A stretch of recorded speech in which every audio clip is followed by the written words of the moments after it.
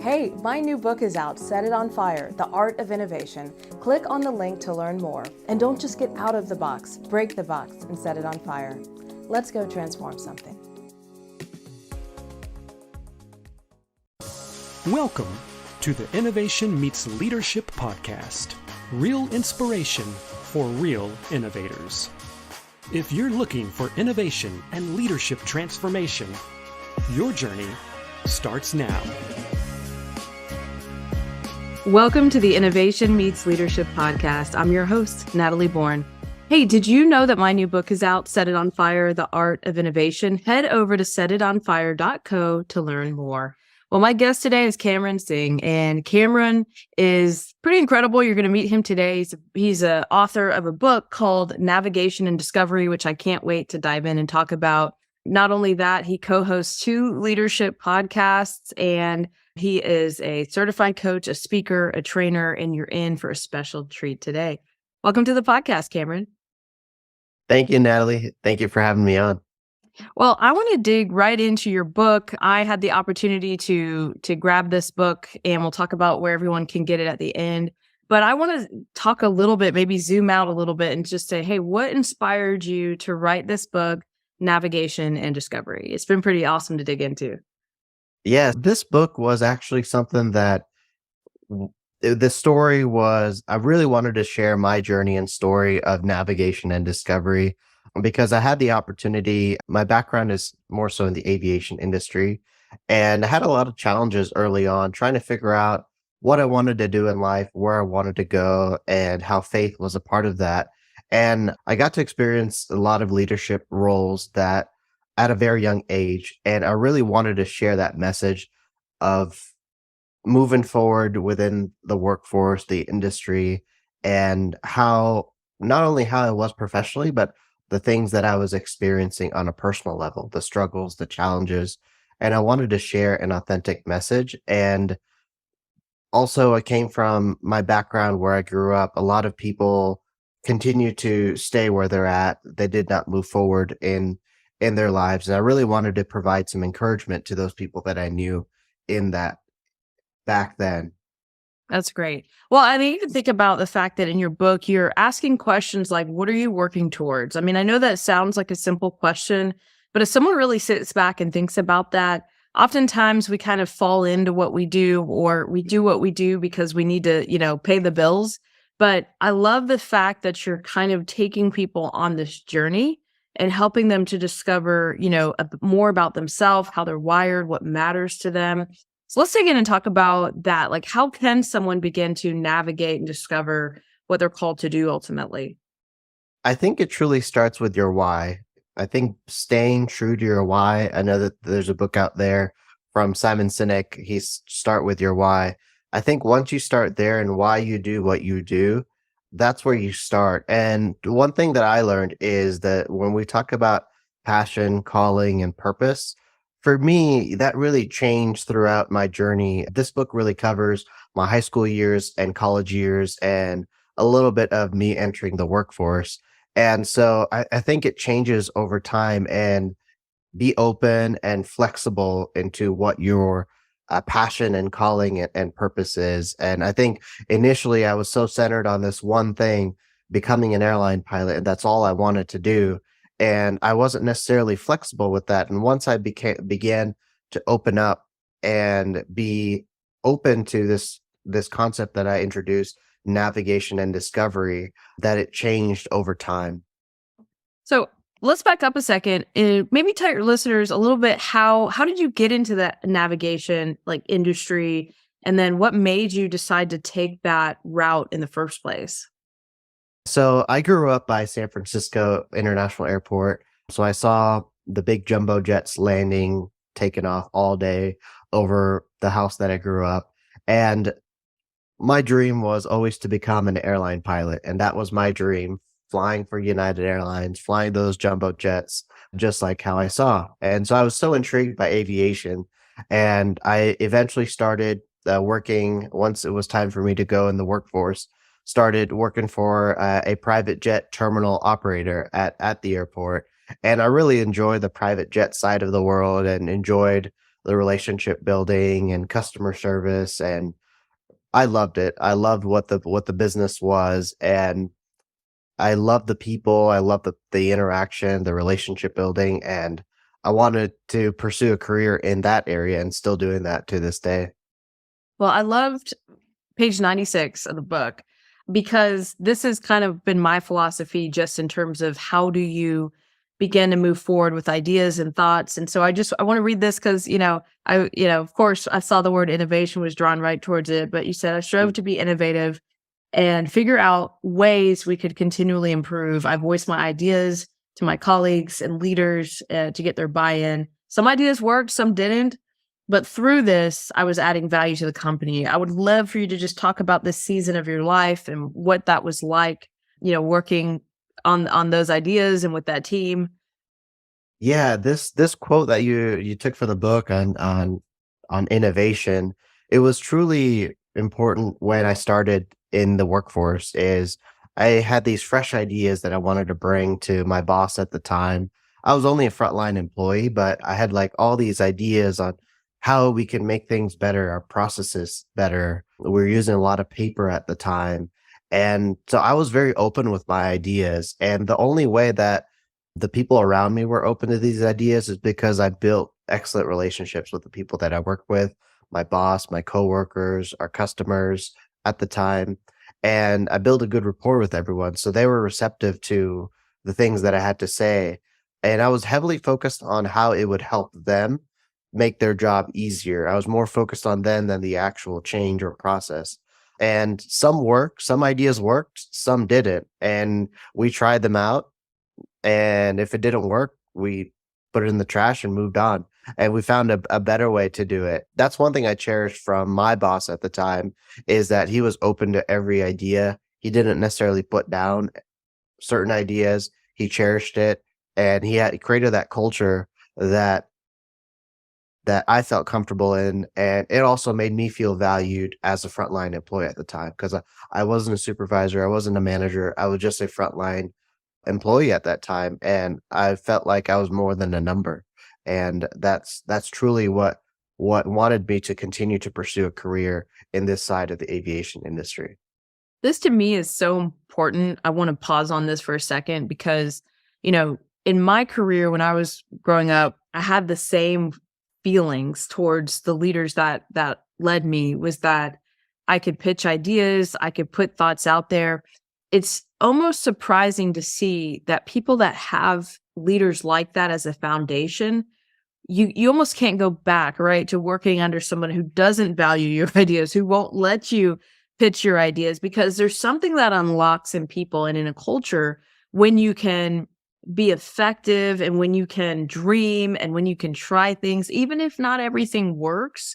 If you can try it and put your ideas out there, there's something culturally that's built inside of people when that ability exists to do that. And I think that we almost lose something when people don't have the ability to try those things and to fail, right? To fail cheap, fail fast, but to keep trying ideas and trying new things.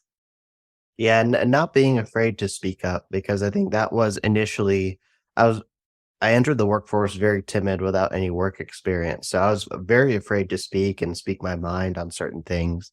But once I became comfortable and understood the environment, and that environment was created to, let's give it a go, let's try it out. And that's something that I've strived to do as a leader, is to create that same culture where, if we can't do something, or if an idea is we really can't do it, or even we sometimes we can't even give it a go, you try to explain like why we can't give this one a go. And that usually helps people understand why, and truly that you're valuing their ideas. That's so powerful. I would love to zoom out and just talk a little bit about your favorite chapter in the book. Like when you think about this body of work that you've put out there, like what would you say is one of your favorite chapters to dig into here? I would say owning the room. Yeah. That is something that I struggled with initially. Owning the room was a concept that I learned from a book called Own the Room, and I didn't realize I was doing it until reading the book. And owning the room, where it started with was, like I mentioned earlier, was developing relationships with the people that I worked with. And it wasn't just saying hello, hi, how are you? It was trying to understand who they are beyond work. And once I started to understand each person on my team on an individual level beyond work, that's where I started to build trust with them. And they started to trust me, and they started to, because many of them were okay with their positions where they were at in their roles, and they had families well established. And I voiced that wasn't me. I voiced that I wanted to move forward within the industry, move forward within this company, and they all rallied around me, and they all listened to what I had to say because they knew I was on a different trajectory.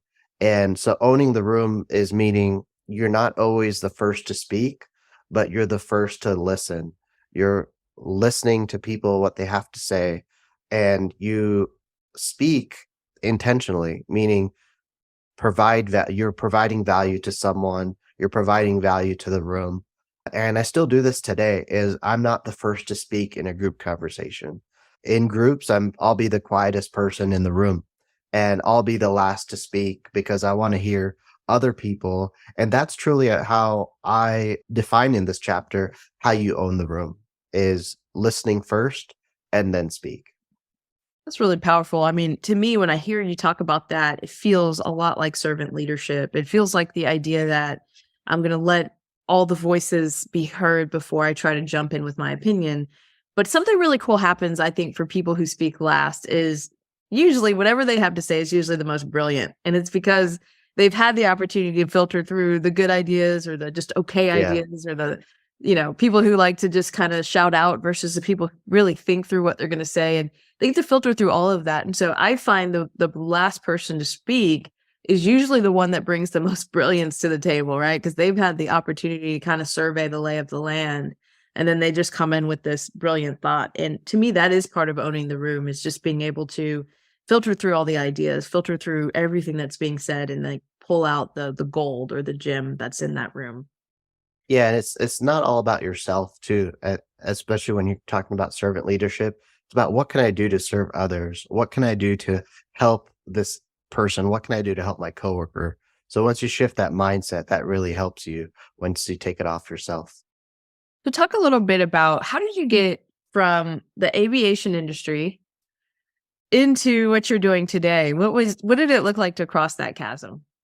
I think what sparked it was I was in a, a junior leadership role at the time, and I actually was rejected. I wanted to pursue a doctorate, but the school I wanted to go to wouldn't accept me. I applied to this aviation program 3 times, and I got rejected. And I was kind of I was stuck. I'm like, what do I do now? What is it that I can do? And so I was taking this aviation, like, continuing education course to learn more about the industry I was in. And I met a professor from the University of Charleston, and she was like, "Hey, we have this program called executive leadership." And I looked into it. I'm like, I really don't know what I'm doing in my leadership role. I need to learn more about leadership. So I said, let's give it a go. It was a hybrid program. So I was like, let's give it a go. And I was so intrigued by this topic called leadership. I heard this at a church conference years ago, and I was following a lot of these leadership gurus in this leadership space. And I'm like, I need to learn more about it. So once I started going through this program, and it was very application based, I started to learn more about myself and how I was as a leader. And it pushed me to become better as a leader.